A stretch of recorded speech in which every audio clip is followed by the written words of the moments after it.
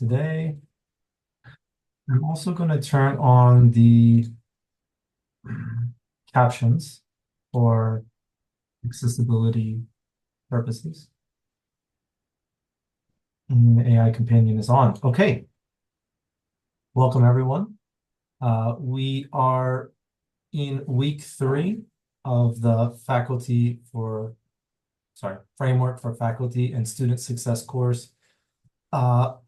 Our focus this week is building community, and we're going to talk about building community through communication and how we communicate in our class and how our students in turn interpret what we say. So before we start with that, I want to go back and look at some of the stuff from week 2. We had some submissions for the EDI statement. I think we had the most for that one. We had a couple for welcoming language, and then we had a couple of really good examples for student support resources. But the person that submitted them is not here, so I don't want to show and tell without their permission. So next time I'll try to get that before class gets started. But somebody that is here submitted an example of something for the EDI statement. And if I were to put the spotlight on her, that was Trish McGuire. Trish, do you want to talk about what you chose, why you chose it, and why you decided to write what you did? Sure. I chose to do the welcoming email letter. Mhm. I think that's a great way to make everyone feel like they belong. So, like I said before to you, it was really helpful to see examples. And I'm actually going to start using this because I think it's great. I never thought to do a welcome letter. I did do one when I was teaching first quarter because they were brand new to the program, but I think it's great to do it every quarter. So Yeah. Set the stage for the new quarter. I like absolutely. that. And then I have it here shared if anybody wants to get some ideas on what you can write for a introduction email. I also recommend for Trish and others, if you were able to set up the e-portfolio, to add in that assignment to your e-portfolio, and then share out in the outro discussion board. Now, when I went into discussions, I was surprised this last week because everything looked different. If y'all haven't noticed, if y'all don't do discussions, then I guess maybe it doesn't matter. But if you do discussions and you haven't been in there, um, Canvas has rolled out the new discussion board layout. Brady talked about it a bit at the last in-service, just letting y'all know that it's here now. And I'm not a huge fan of it. Maybe it'll take some time to get used to. I like seeing it all the responses or replies all together at once, but I think you have to like open it up every time you want to see a response. So for example, if I go to the week 1, yeah, so like for example, here is one, and then I would have to click this 2 replies to have it open up. So click the 2 replies to have it open up. So that's the new discussion boards.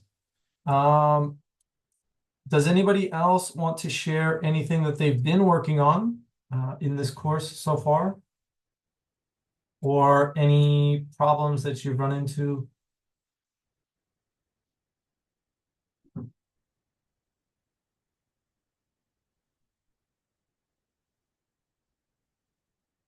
And if not, that's okay too.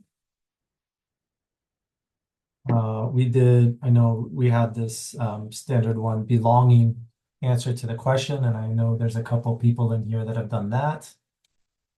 And it is,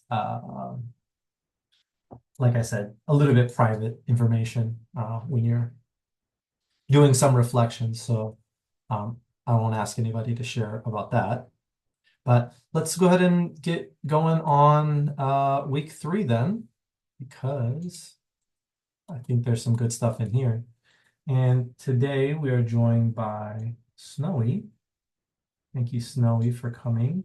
Snowy, for those, I'm pretty sure everybody knows who Snowy is, but uh, Office of Outcomes and Assessment um, leader, director, manager.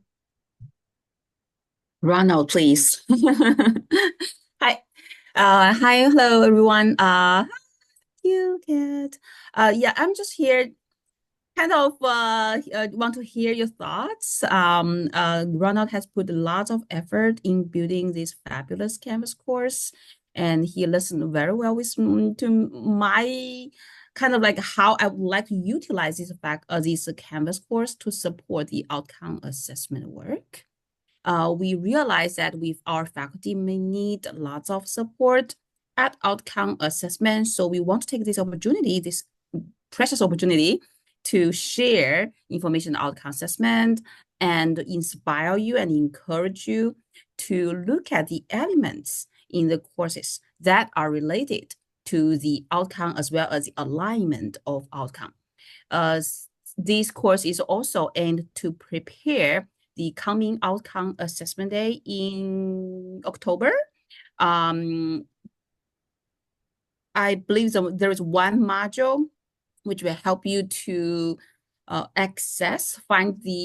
and locate the resources and the access to the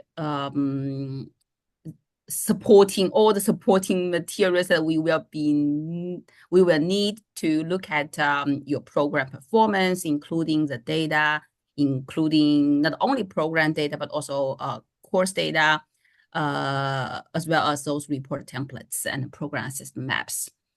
So in the first 3 modules, I know you guys had a very good start, and I've just jumped nowhere.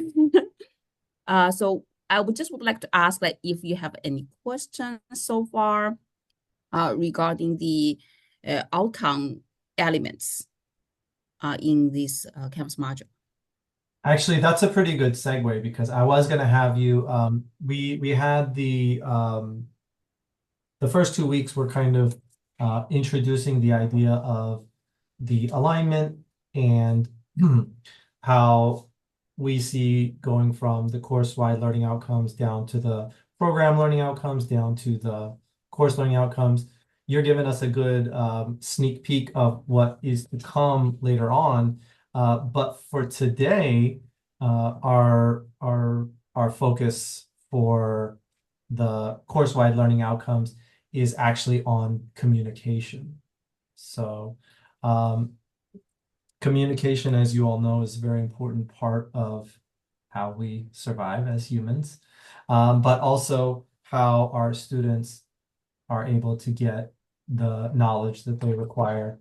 And the way we communicate directly impacts student understanding and student belonging in the classroom. And so this is one of the 4 CWLOs. It's the first one on the list. And it also directly relates to the assignments for this week. If you go through and you see that 1.1D is community interactions. And so as you're interacting with students, you should learn the right ways to communicate.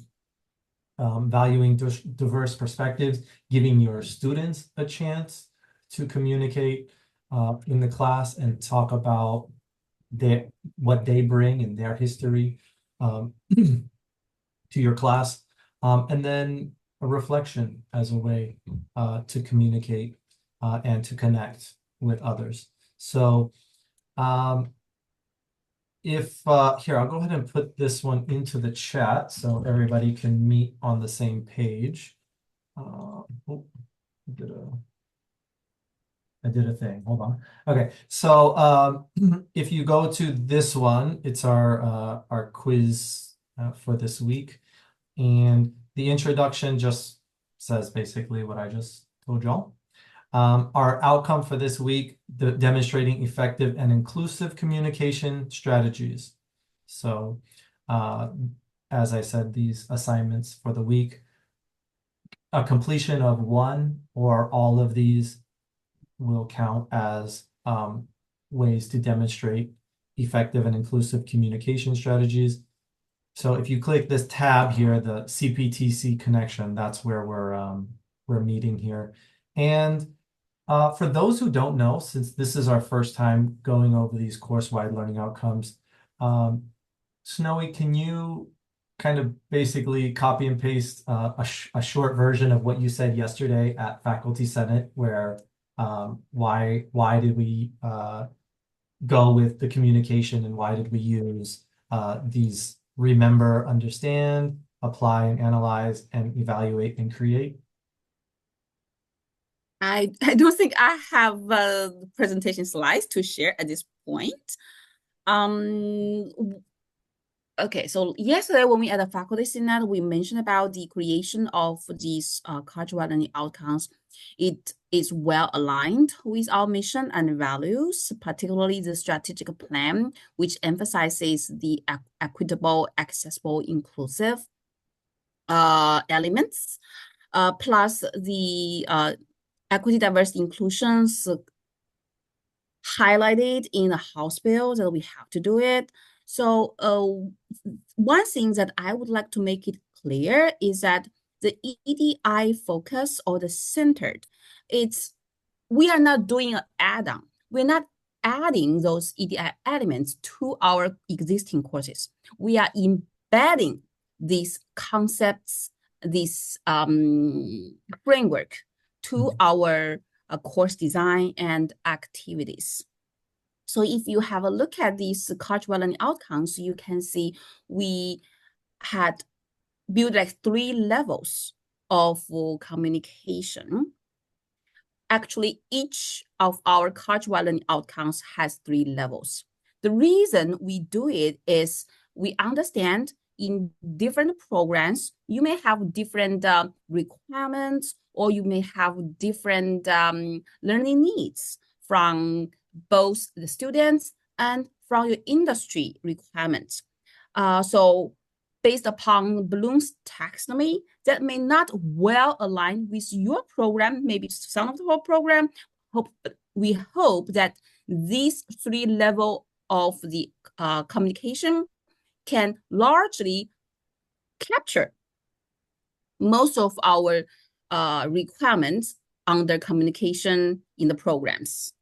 So the 3 level, we have like very beginning level, which is like remember and understand.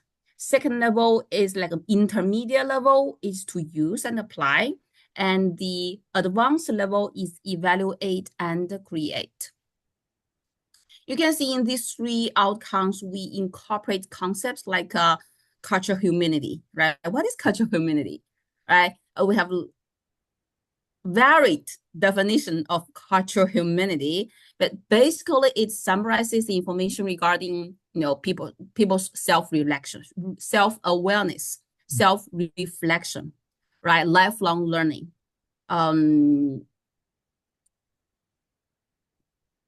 Critical thinking. So it is like it is a comprehensive concept, which also values the respect, diversity, right, among student group. Yeah, and that's something that I hope we're starting to get think about this a little bit more as we're, starting the first couple of weeks of this course. That's why we had the on the first week, we had you go through those questions and make the reflection and really look at, okay, how do I fit into this society? How do I fit into this college? And then how does that, how does my placement in here um, affect the students, right? So it takes a little bit of humility there, and looking at, okay, I know that I'm white, straight, male.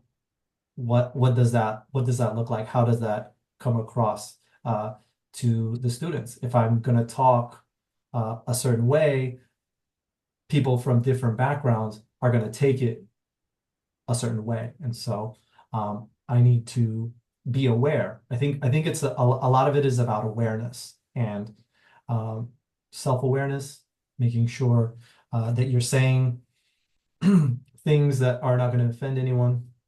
Uh, you're saying things that are going to include them and help them feel like they belong in the class. So empathy, respect, uh, inclusivity.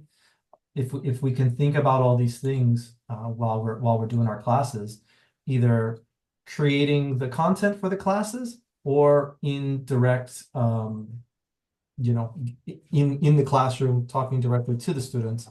Uh, these are things that we should think about. And I like that Snowy brought up that these are the EDI, they're based on EDI principles, and they're not just an add-on. As you see, these are the course-wide learning, or sorry, college-wide learning outcomes, and so they should be built in to everything that we do. And just to kind of relate it to why we're using this framework metaphor, or this framework theme for this course, is to have that metaphor of, we're for those people who are unaware of the new college-wide learning outcomes, this is a way to reintroduce them or introduce them to you and let you know that this is like we're going into the ground level, right? We're not starting our courses from scratch. I've said that before, but it's taking a new approach and a new look at your courses and changing what you can, right? So we heard at the beginning, Trish is saying, okay, I do this email in quarter 1 because I think it's something that's a great way to welcome my students. But now I'm going to use it in each quarter because I feel like it helps the students feel more welcomed in the class. So this is not a complete makeover in that sense, but it is going in and changing what you can. And so I hope y'all are getting some good ideas from that. So I'm just going to scroll down here and just go over some of the different reasons why communication is important. But I mean, I advise you all to go through here and read it in more detail on your own time. A foundation of learning. So kind of going with that same theme here. Just as a solid foundation is crucial for a strong building, understanding, and applying effective communication principles, ensure that students can build their knowledge on a reliable base. Effective communication skills are essential for understanding and retaining new information. If we don't effectively communicate what we're trying to say, then the students are going to get lost and they're going to get disinterested. Collaboration and teamwork. This is a good way to have your students communicate with each other, putting them into teams to work on things, and then also giving the clear instructions on what to do when you're in the team. Obviously, it's directly related to inclusivity and equity. I like this one. Just as a building must be accessible to all, right? We add ramps, we add elevators to buildings so that everyone can go in there. Communication must be inclusive, ensuring everyone's voice is heard and valued. So we're going to hear this a couple more times as we're going through the different indicators for this week. Critical thinking and problem solving. You're going to start to see that the college-wide learning outcomes have some overlap. So critical thinking, obviously, in this day and age, was this created with AI? Is this real? Is what this person's saying actual, factual, right? Critical thinking is a big one that we'll be talking about again in the next couple of weeks. But next one, professional and academic success. I think if you demonstrate good communication to your students, then hopefully they can kind of pick up on that and then use it to become successful in their courses by, through communication. And as you can see, yeah, in virtually every career, effective communication is a key competency. So that's something we want in any course for students. That's a college-wide learning outcome. We want our students to be able to communicate well as they go into the workforce. And personal development and relationships. Obviously, if you're learning how to talk with other people, then you're forming relationships which are helpful in the now and then also could be helpful in the future. So those are a little bit about communications. Like I said, you can read in there if you want a little bit more information about that. Our alignment this week, obviously, we're analyzing communication. And for our skill standards this week, we are preparing and gathering instructional materials. And for this course, we're cultivating a sense of belonging. Any questions before I move into the different standards that we're going to cover this week, or the indicators?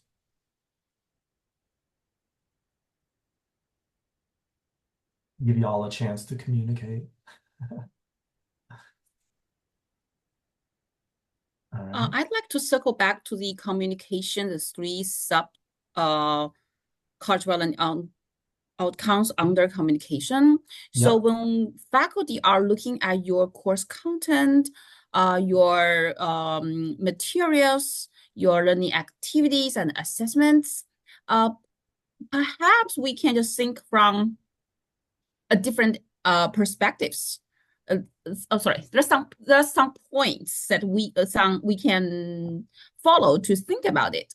So first is like in your learning outcomes from the outcome level, is the diversity acknowledged when you are writing the course level learning outcomes and the program level learning outcomes?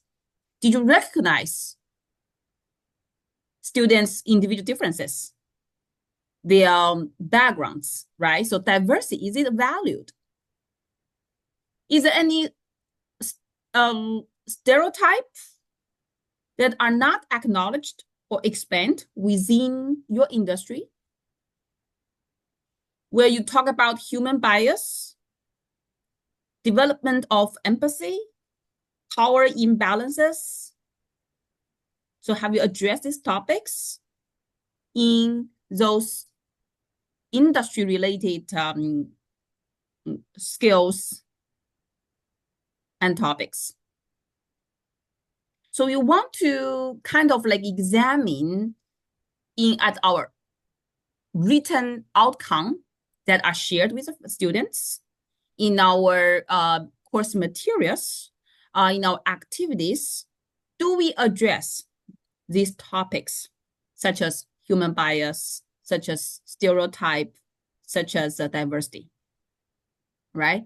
And do we analyze? Do we discuss these topics? So first is acknowledge them, to recognize them. Second is, do we discuss them? Do we explain them? Do we talk about them?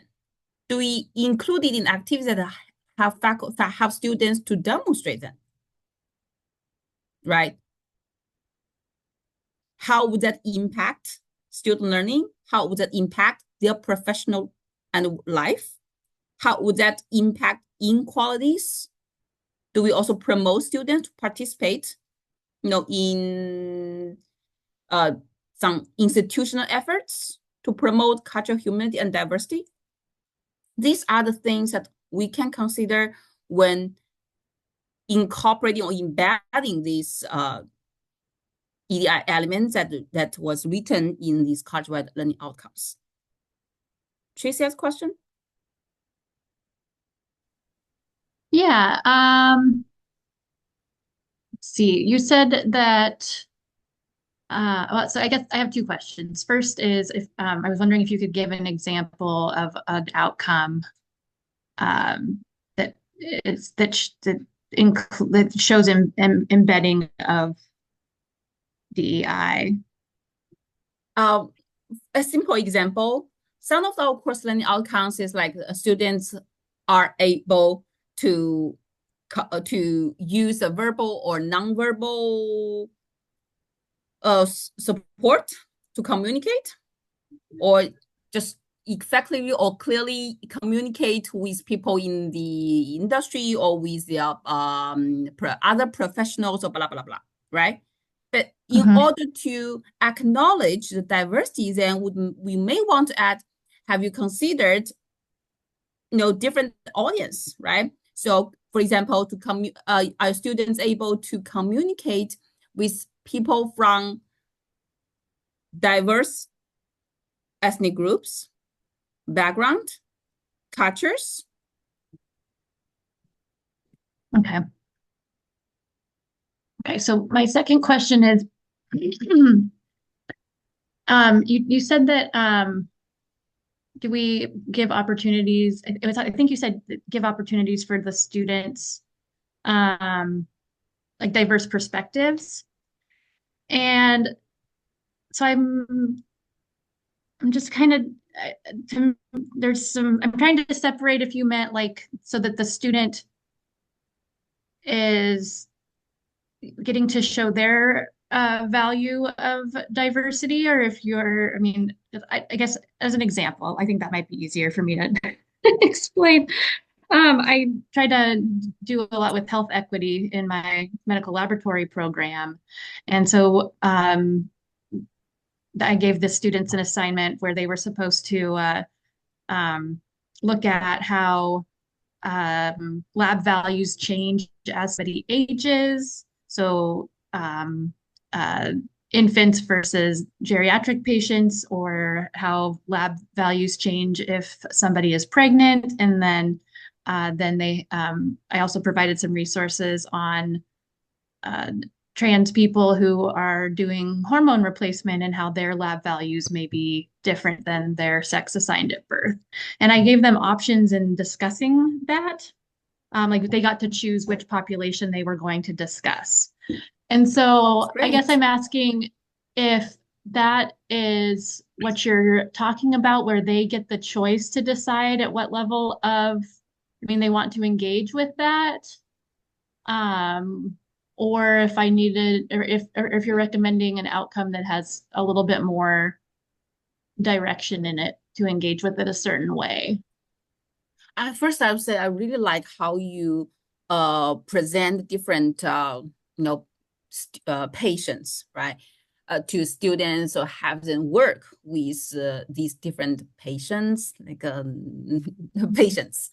So when we are having students to choose a group of patients to work with or to communicate the ideas or blah, blah, blah, blah, then it might be a good idea. How can I say advice? But I would say I would recommend them have students come together to role play to different with communicating with different, for example, age groups or different patients, so that the other students can watch and witness how those students communicate with other patients. They also learn from the process of their communication styles, right? And you can have other students to discuss and what they think in terms of the language they use, the or nonverbal behaviors they demonstrate, right? So that is a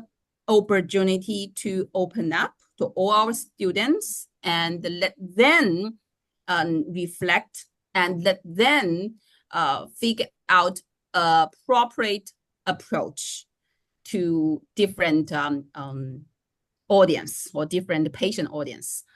In terms of the outcome, obviously you have already mentioned, right? So communicate with the patients in different ages, in with different context, context, in different contexts. So I would say the outcome might be formulated like communicate with patients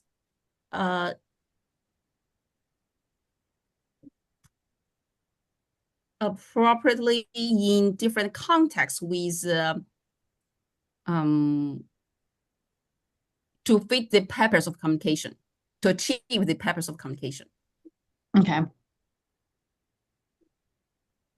Yeah, I like that. And Tracy, I want to thank you for, is that Tracy, right? That Yes. thank you for the questions and the example. And it sounds like that's a good already you have a good activity that you're doing with your students, and just adding in those extra elements of the EDI considerations. It sounds like you've already started doing that. So I'm going to use this as a segue to get started on our, oh no, this is the same thing that happened last time. Okay, hold on, wait for it. Just wait. We are going to move on to our next, we're going to look at what we need for this week for our standards. We're going to go over the assignments, and then maybe we can talk about what you all are planning to do this week. And maybe we could even have a chance where y'all can work together if we have some time, or at least we can set up a time for y'all to work together. So we are going to do a switch over now, and let's do it. So we have standard 1.1D, which is community interaction expectations. This one here, if you go into the introduction, it's mainly focused around online. I mean, the way that it's written on the Washington course design checklist is through the frame of online instruction, but I think that there are some things that you can take from that and also use it in a face-to-face.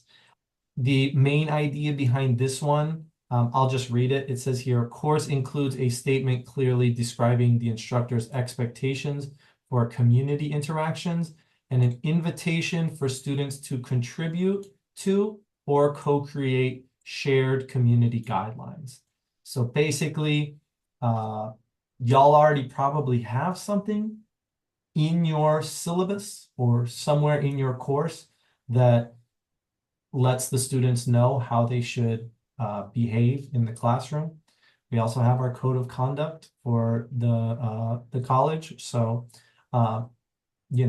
if I wish Mel Harmon was here, because I know that she works in cosmetology, and I think someone else in here works in cosmetology. Trish, yeah. Yep, I do. Y'all got like a long list of like things where it's like you can't wear open-toed shoes, or you can't, there's like a specific attire that you have to work. I'm sure that you have to wear. I'm sure it's similar for welding where it's like you can't wear a certain thing because you're gonna be in trouble if something happens. So those ones are probably already set. I would recommend running them through generative AI to make sure all the language is inclusive. That's just talking back to what we talked about last week.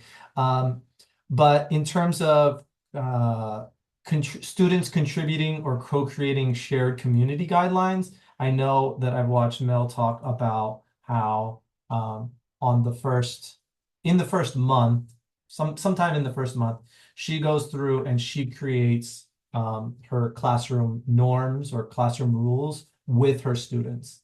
And she leads it. She asks the questions, what about this? What about this? But together they come up with how they should act in class. And so for the assignment for this one, if you are doing online, something like a netiquette, if you don't know, is internet etiquette, also known as netiquette. That was really big and important when we were all on Zoom. Some of us are not on Zoom at all. So something similar though, I think, to offline. A collaborative document. So this would be online as well, where you have a document where you all can work together on things and talk. Discussions about the importance of community. And then the role that each student plays in creating a positive learning environment. Community expectations.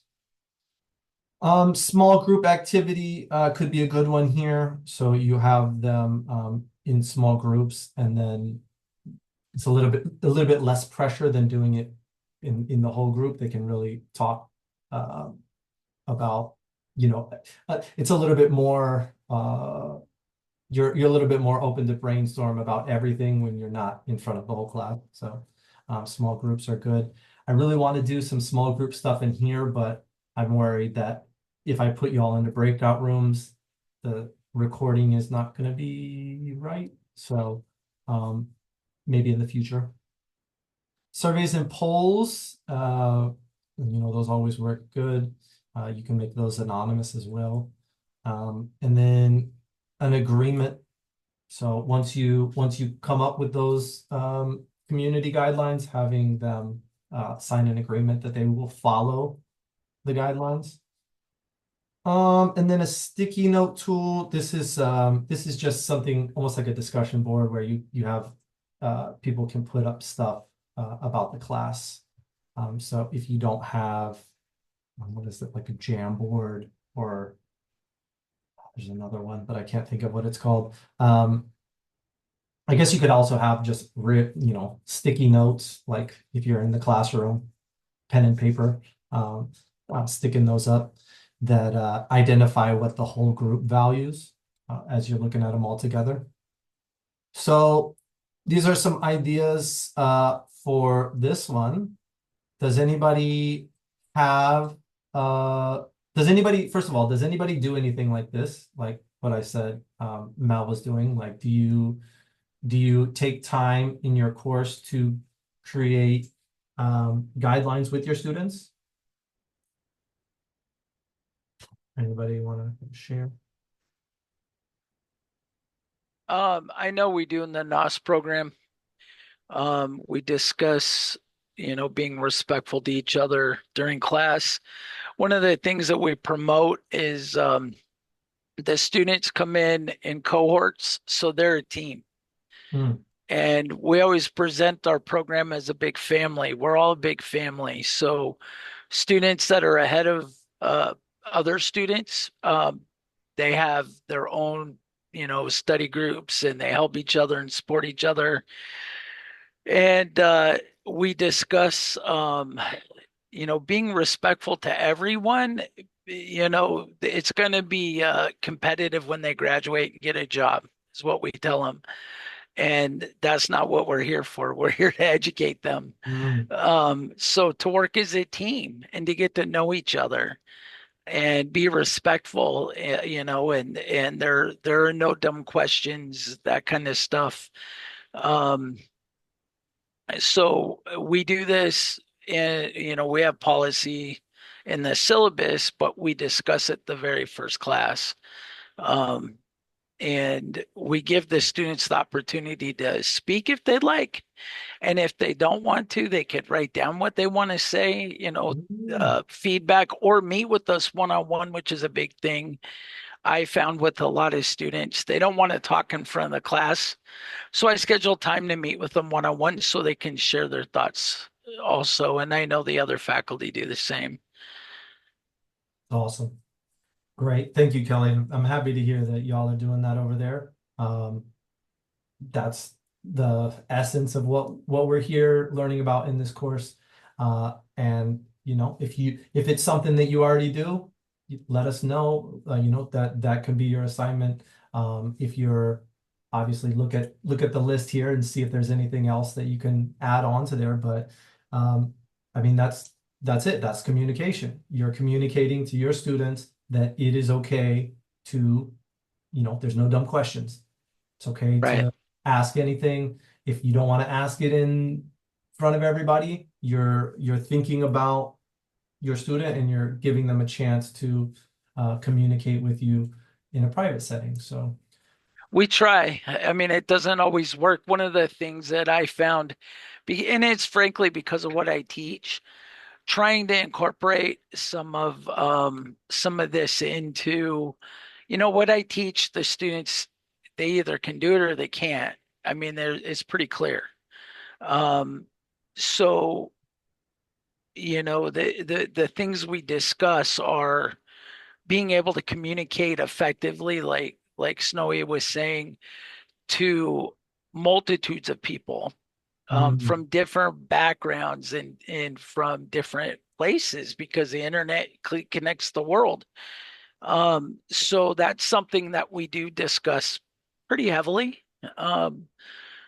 Being able to take a complex topic and turn it into something that more common, basic understanding that people can understand without feeling silly or right. feeling bad that they don't know. So that's something we focus on too.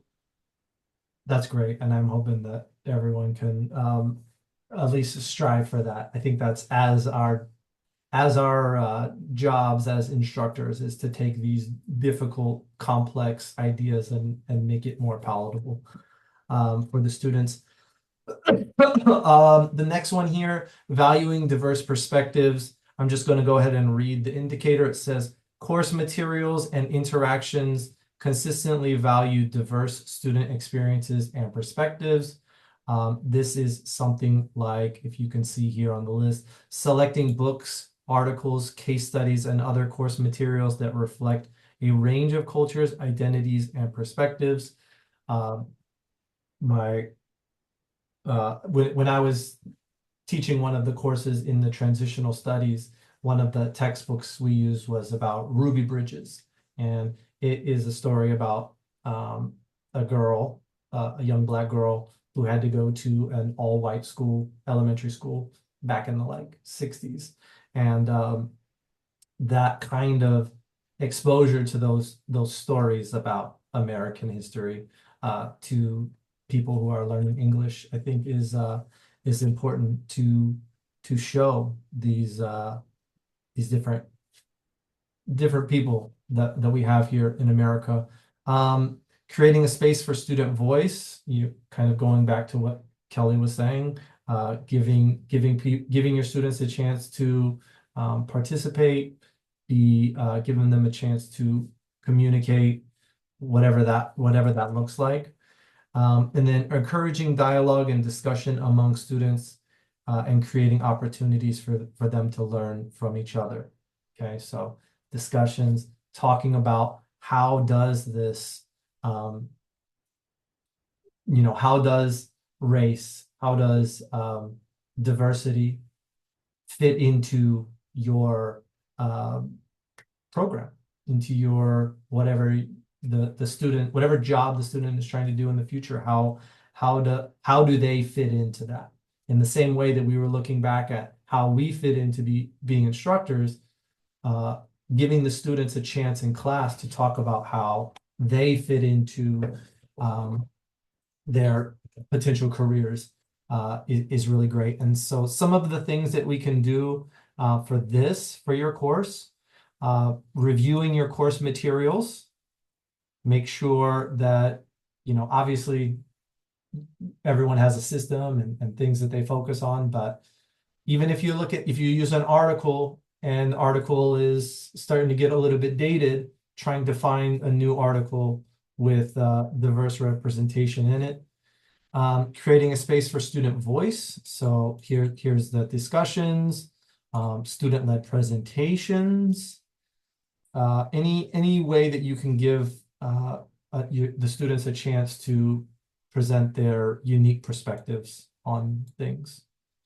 Encouraging the dialogue, group work, peer response activities, having guest speakers come in if possible, and let them know, have the guest speakers talk about their experience. If you listen to Simon Says Educate, the podcast that the TLC puts out, we will be today in the afternoon, there will be an episode that we're going to put out that is interviews.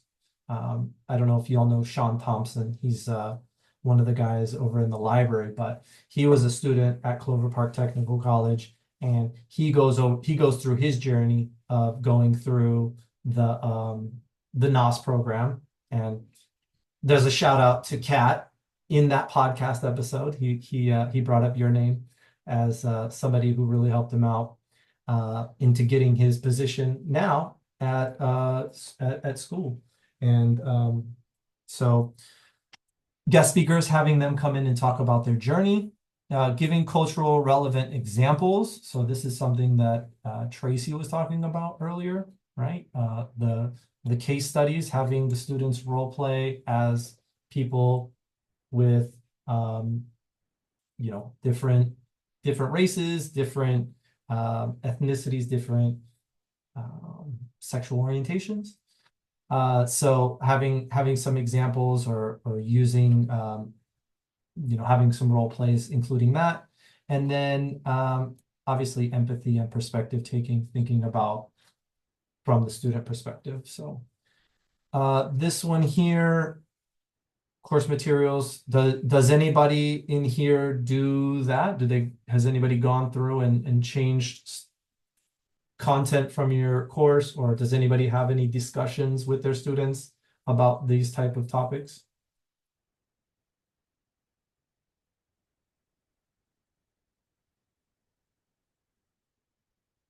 So go ahead, Derek. Yeah, I can chime in. Some of this stuff can be hard in like environmental science because like it's science, right?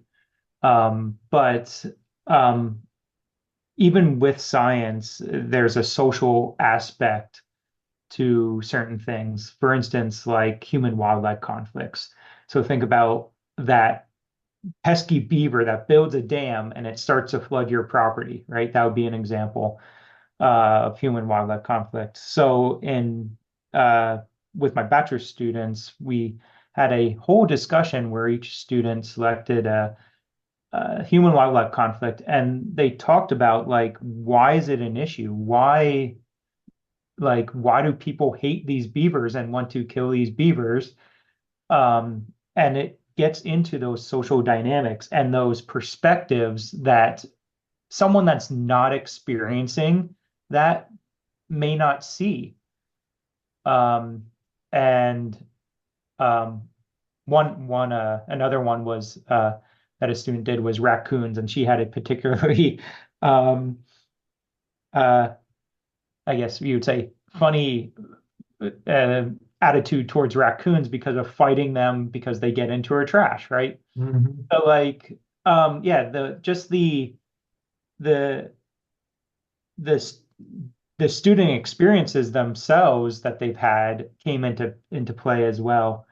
And Yeah, like I said, sometimes it can be difficult for me to find like ways to incorporate some of these things into my more science-based classes, but social and economic dynamics certainly come into play. And that's when I try to bring in uh, the student experience and perspectives. Oh, yeah, Derek, I love that. That's great. Because yeah, everybody has their own experiences. When I think of a beaver, I think of like a nice, a cute little guy that's just trying to build a little dam. But I can understand for some they might have a different interaction experience with that. Kat, I see your hand. Yep, I'm gonna be really completely honest. I'm not gonna pretend like I have studied the aspects of everything or that I know everything. So I get really uncomfortable when I would like to bring that in and value diversity, and then there can be questions even further about everything else, and I can't answer that. So that's not my area of expertise in any way, shape, or form. But I can say, and I can relate to certain aspects, let's say in the industry that I teach in. So in events where they're Martin Luther King's birthday, for example, where they're doing some sort of campus community event or uh, monthly mosaic center stuff. Mm-hmm. Um, you know, how can IT be? How can IT be celebrating like instead of us as individuals, but the industry be celebrating the same aspect of events like those. Mm-hmm. And so uh, bringing in or either talking to students about what exists on campus ASG or Mosaic Center, and asking them, because I'm going to be honest, I don't always tap into what they're doing on a monthly basis. Students know better than I do. Mm-hmm. Um, and I know that we get emails and everything, but students still know better than we do. But they get to share what is being done on campus or what they've been a part of or what they're being involved in, or involvement in, and then we can kind of tie that into our project or assignment for the quarter. So it does change a lot, but having a choice of having multiple choices in an assignment, where the grading criteria remains the same and allows the student the freedom and ability to choose what they are more closely related, can relate to or identify with. um, I think empowers them in another way. So, and at the same time, it increases their voice in the way of suggesting. Like a lot of students have a problem speaking up or suggesting anything, especially in a Zoom environment, for example. Um, but by opening up that conversation and exploring ideas, and also acknowledging that I'm not going to be able to have all the answers or all of the topics that they may want, and if they prefer to see something different or have any suggestions, opening the floor up to that and being able to quickly adjust. Well, I have a lot to say. I don't have a lot of time, but I do want to thank you for your courage to share your vulnerability. And I will also take a moment to say that I feel the same way. I'm talking about all these things, and I don't know all the answers, and I don't know the best way for you all to do these things for your courses. I have this stuff that I put together that I hope you all can find a way to do this in your course. I really appreciate that you are talking about how you're giving them different options, avenues to complete the assignments. That's what this is. That's what universal design for learning is. It's giving people a chance to play to their strengths. And I think that that's all I'm going to say on that because we only have a couple minutes left. But thank you, Kat, for sharing. The last one here, 1.1F. This is reflection and connection. I'll just read this one for you real quick here. Course includes an opportunity for students to reflect on and make meaningful connections between course technologies, course materials, learning activities, assessments, module level objectives, course level outcomes, and their educational life and career goals. That's a long list. That basically means students need to be able to understand how all this stuff relates to each other and how what's in the course and what's created in the course relates to them as humans on this earth, and then how that relates to their future once they acquire any knowledge that they can from the course. Oh, that was the last thing I wanted to say regarding this is we're talking about outcomes. This course is rooted in EDI, but it's also rooted in outcomes and assessment. That's why we have the alignment here on this last tab. That's why we have Snowy in here with us. These are all different things to do, but the outcome is the same, right? If we come back here and we look at the outcome for this week, demonstrate effective and inclusive communication strategies in your course. If you do any of these, you're demonstrating effective and inclusive communication. If you do any of these, you're demonstrating effective, right? So I'm not going to run through these real quick because we have a minute left. So I'm going to let y'all go on those on your own. I recommend as you complete them, add them to the ePortfolio. If you need help with that, email me and I can do that. Share what you're working on with the other students, other faculty members in this course in the outro page. So don't sleep on that outro page. Go in there and share what you're working on. Thank you all for coming. I appreciate you taking this time on a Friday. Have a great week, and we'll see y'all next time. Thank you. Thank you. And if you need the code, if you didn't catch the code earlier, tell me and I'll let you know what it is. I think I got it. Thanks, Oh, man. I don't think I got it. I was here the whole time, I think.